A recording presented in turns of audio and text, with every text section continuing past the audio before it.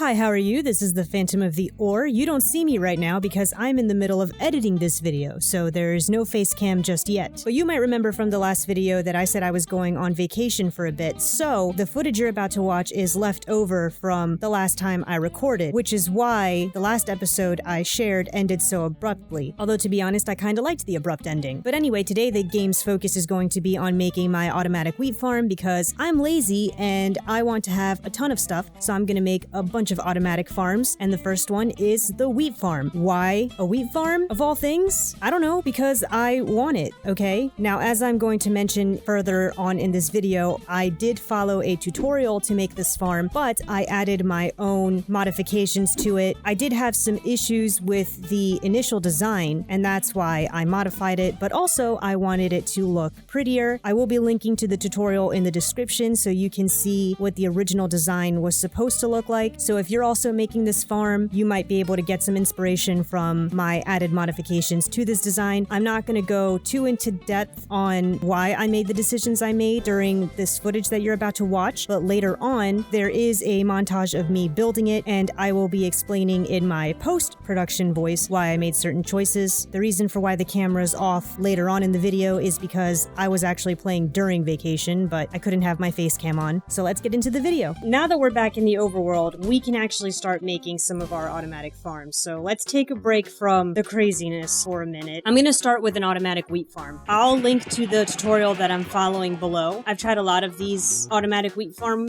tutorials, and that is my favorite one. Okay, we can build our automatic wheat farm over here for now. Crap, the tutorial lied to me. I don't have enough materials. Oh, just in time. You know, I lost a rope last time I went to the Nether, so I could use another one. I gotta go get some more deep slate. It lied about the amount of slabs I need too. Okay, everything's working there. Now this part isn't part of the tutorial. I just like to give it a glass roof because I think it looks nice, but also it fully prevents anything from flying in here and killing whatever villager I end up putting in here. We're gonna close this up, but we have to get a villager in there first. And now comes probably the hardest part of this entire scenario. So the hardest part will be getting a villager into this thing. But I have a plan.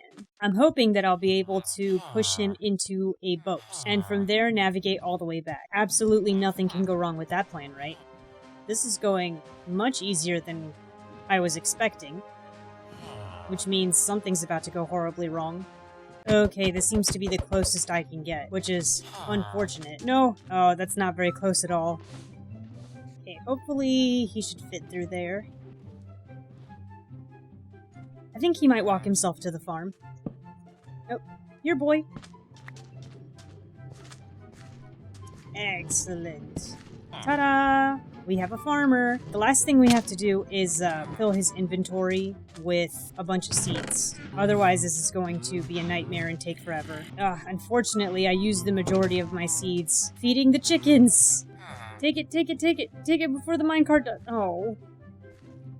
Quick. The minecart took it. Now I just have to wait for him to go through all of his inventory. Like, is he actually doing any work? I don't see him doing any work. He's lazy. Okay, he is working.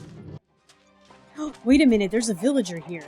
Oh no, that's gonna start a raid. I don't want to start a raid. I forgot. Maybe if I venture far enough away, they'll despawn. Good, I think they're gone.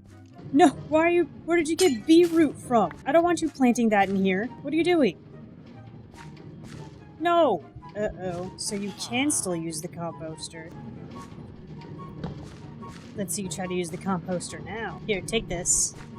Those are yours. I'm doing your job for you, you lazy bun. I'm actually going to make more than one of these, and I'm gonna set them up like all around each other and make it look like one building. I gotta cover up the machinery in this one. So I realized that deep slate doesn't really fit too well with the desert theme. I've also decided that I don't really care because I like the way this looks, and I want to use deep slate. The thing got stuck, didn't it? Oh, this is annoying. I wonder why that happened. Yeah, there should be no reason for why it's getting stuck. Let's try a powered rail here.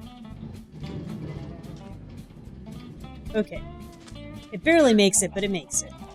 He's still making bone meal. I hate him. And then I'm gonna put little fences here so that I can still see what's going on, but it looks like it's protected. High voltage area, certified personnel only. Yep, and I'm gonna have several of these in a row, all interconnected. I just gotta make sure that this one works first. I've got it to work before in another world, but it did take a long time.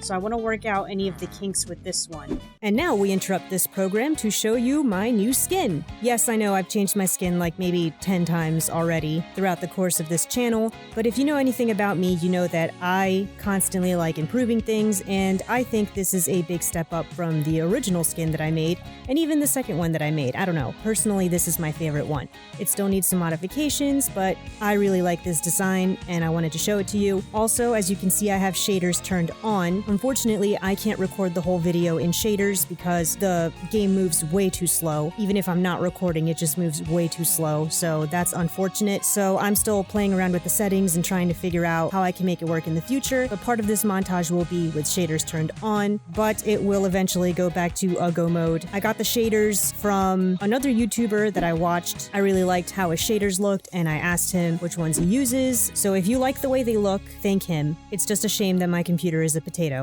Like I mentioned earlier, I wanted to use Deep Slate for this design, and even though it doesn't match the desert, the reason for why I chose Deep Slate is because, I mean, it's the 1.17 update, right? So I wanted to use the new stuff, and I also thought it contrasted nicely with the acacia wood. I happened to find a pretty decent amount of diamonds by accident, so that's a plus of going down and looking for Deep Slate.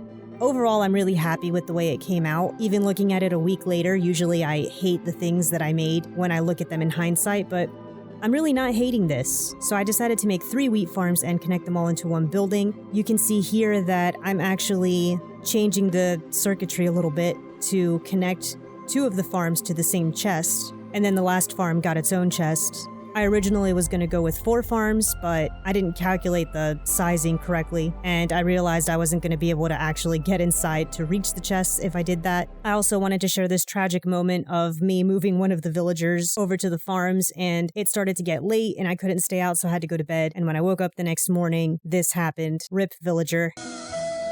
The original design didn't cover any of the circuitry, so I did decide to build around it. As you can see, I still left openings around the minecart with the fences so that I could look inside at any moment and see if it was still working or not, which came in handy because the first farm stopped working quite a few times. Now, I don't know why the first farm specifically always has issues, because this happened in my other world too, where I first tested this in another survival setting. But if you're building these, I suggest using more redstone rails than the video tells you to, just in case, so that your minecart doesn't get stuck, especially if you're building walls around it. I don't know what's happening, but my theory is that maybe the minecart is slowed down by the walls near it. It does take a long time for it to start working though. I'm talking like hours. And the reason for why it takes a long time is because the villagers take time to fill up their inventory slots, unless you happen to have 8 stacks of wheat seeds right away. But yeah, once it starts working, it works well. I wanted to add kind of like this little overhang, mostly for decoration purposes, but also because I wanted to put hay up there.